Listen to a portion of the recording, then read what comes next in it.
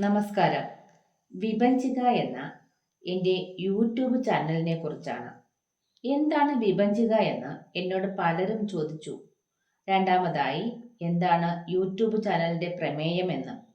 അതിനുള്ള മറുപടി ആയിക്കോട്ടെ ഇന്നത്തെ വിഷയം. വിഭജിക എന്ന വാക്കിന് വിനോദം, വീണ എന്നും സങ്കീർണമായ സ്വഭാവം എന്നുമാണ് പ്രധാനമായും അർത്ഥമാക്കുന്നത്.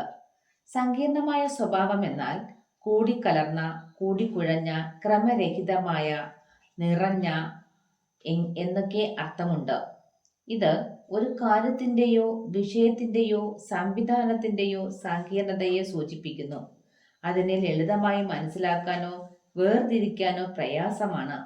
കൂടുതൽ വിശദമായി പറഞ്ഞാൽ, ഒരു കാര്യം സങ്കീർണമാണ് എന്ന് പറയുമ്പോൾ അതിൽ പല ഘടകങ്ങൾ അടങ്ങിയിരിക്കുന്നു എന്നും അവ പരസ്പരം ബന്ധപ്പെട്ടിരിക്കുന്നു എന്നും മനസ്സിലാക്കാം.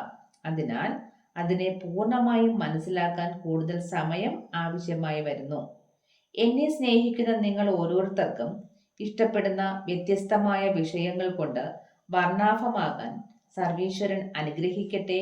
ഒപ്പം നിങ്ങളുടെ പ്രാർത്ഥനയും സപ്പോർട്ടും ഞാൻ എന്നും പ്രതീക്ഷിച്ചുകൊള്ളുന്നു. നന്ദി.